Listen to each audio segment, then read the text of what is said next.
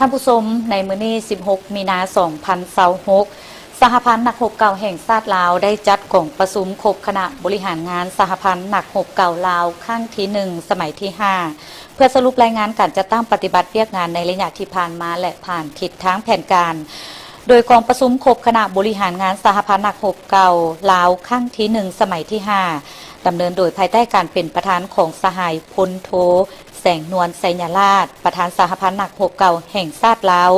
มีบรรดาคณะนำสหพันธ์นักรบเก่าสมัยที่ 5 ที่ประจำอยู่ทั่วประเทศพร้อมด้วยพนักงานวิชาการที่เกี่ยวข้องเข้าร่วม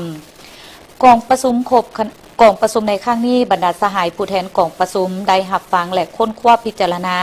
ประกอบคำเห็นต่อบรรดาเอกสารที่นำมาเสนอต่อกองประชุม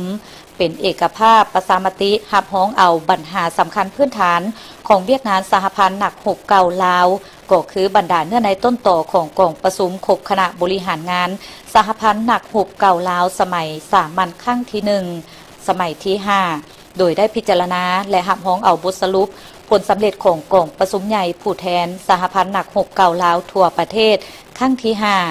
กองประชุมได้ตีราคาการก้าเกียมการดำเนินและผลสำเร็จของกองประชุมใหญ่ผู้แทนสหพันธ์นักรบเก่าทั่วประเทศครั้งที่ 5 ได้รับฟังการเผยแพร่และรับรู้เป็นเอกภาพต่อข้อตกลง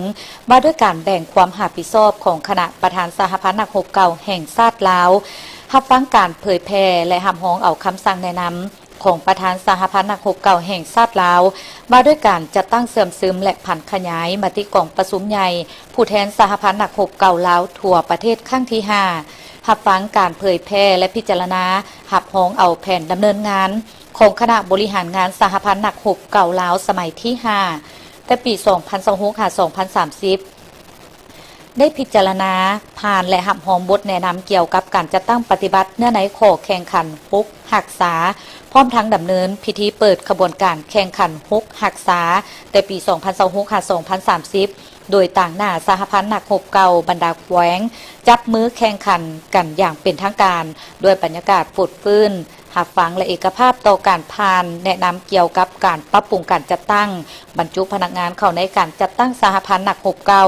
รับฟังและเอกภาพต่อการผ่านคำแนะนำของประธานกฎการสหพันธ์นักรบเก่าลาวสมัยที่ 5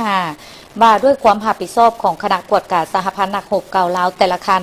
รับฟังและเอกภาพต่อการขึ้นชี้แจงอธิบายของภาคส่วนที่เกี่ยวข้องกับปัญหาที่ผู้แทนกองประชุมมีความสนใจโอกาสนี้สหายพลโทแสงนวลไสยราชประธานสหพันธ์นักรบเก่าแห่งชาติลาวก็ได้ให้เกียรติอบรมต่อที่ประชุมด้วยความห่วงใยและมีความหมายลึกซึ้งโดยยกให้เห็นสภาพพ้นเด่นของโลกและภายในอันต้นต่อแม่นยกให้เห็นความสำคัญและหน้าที่การเมืองอันมีเกียรติของสหพันธ์นักรบเก่าลาวในระยะใหม่โดยเน้นนักบรรดาเวียกงานจุดสุ่มในต่อหน้าพร้อมนั้นสหายยังเฮี้ยงห้องให้ทั่วสหพันธ์นักรบเก่าต้องเพิ่มทวีการก่อสร้างปรับปรุงผักปลอดใส่เข้มแข็งนักแน่นเอาใจใส่ปรับปรุงกงจักการจะตั้งให้เข้มแข็งพัฒนาบุคลากรสร้างและบำรุงพนักงานให้ได้มาตรฐานสามารถค้นคว้าหันแนวทางนโยบายของพรรคเป็นแผนการแผนงานการเคลื่อนไหวปฏิบัติภาระบทบาทของสหพันธ์นักรบเก่าให้ก้าวเข้าสู่ลวงเลิกและมีประสิทธิภาพประสิทธิผล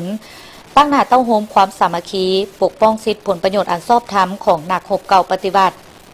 ปกปักรักษาและเสริมขยายธาตุแท้มูลเสื้ออันดีงามของการปฏิบัติเป็นแบบอย่างอันดีงามศึกษาอบรมค้นหุ่นใหม่พนักงานนักรบหุ่นสืบทอดประกอบส่วนปกปักรักษาและพัฒนาประเทศชาติ